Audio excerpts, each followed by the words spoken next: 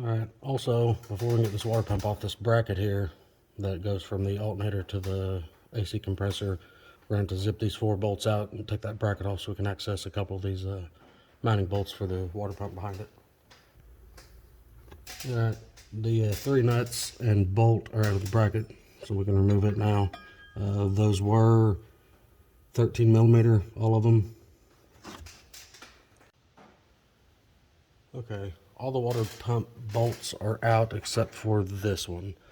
The heads on the other 10 are 13 millimeter. This is a 15 millimeter. And also, a lot of these bolts are different lengths, so sometimes it helps just to put them kind of in order the way you took them out in a box or something. That's just a crude way of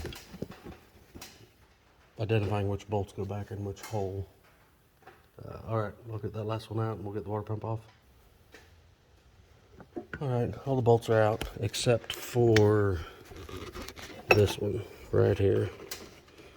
Can't pull it out because it hits that pulley. But when we break the water pump loose, we'll be able to pop it out then. We'll just need to make note that bolt goes in when we put the water pump on. Alright. Alright, let's see what happens.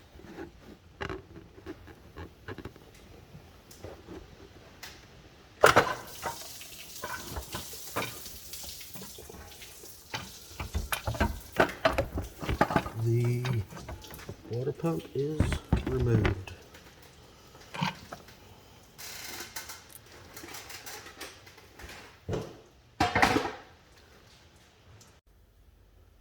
Alright, now that the water pump's off, we'll need to take the thermostat housing off. I've got a new thermostat for the new water pump. We'll just clean that up, remount it, and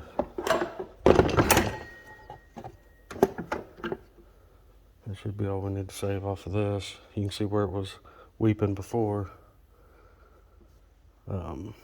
This gasket's pretty flat through here, pretty smashed. Still raised and stuff in a few of these spots. But we'll throw a new gasket, new thermostat in it, and we also got to clean the mounting surface down on the block down there to accept the new gasket. All right. Okay, the thermostat housing, here's the new thermostat. Just make note that that little flapper there, that's a little vent. You want to make sure that that goes up when you install the thermostat into the new water pump. That way the air can vent out of the system. All right, got the new thermostat installed into the water pump, got the new gasket on, pressed in all the way. Now I'm going to clean the front of the block off with some Scotch-Brite and we'll get this thing thrown back on. Okay, the front of the block is all clean. I used a gasket scraper, some carb cleaner, and some Scotch-Brite pad. Got it done, got it clean, so I'm going to install the new water pump. All the bolts get torqued down to 18 foot-pounds, and we'll just kind of do everything in the reverse order. Get the pump on, get the hose hooked back up, belt and fan on, fill the system, check for leaks, we'll run it and get it, bring it up to operating temperature, and check for leaks. Top it off with coolant. All right, cheers. All right, we've got the new water pump on, bolts torqued down, the idler pulley, the tensioner arm, new belt, the bracket behind that connected to the alternator and AC compressor. So we got to hook up the heater core hoses, the bottom radiator hose, the fan, the shroud, the upper radiator hose, and then we can fill it up and check for leaks. All right, it's all back together. Upper radiator hose, heater core hoses, shroud, the new belt. The only thing left now is to fill it up with coolant and check for leaks. All right, thanks. All right, it's all put back together, filled up with distilled water and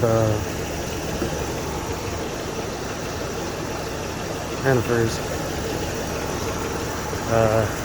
If you would, found this beneficial in any way, please give the video a like. Consider subscribing.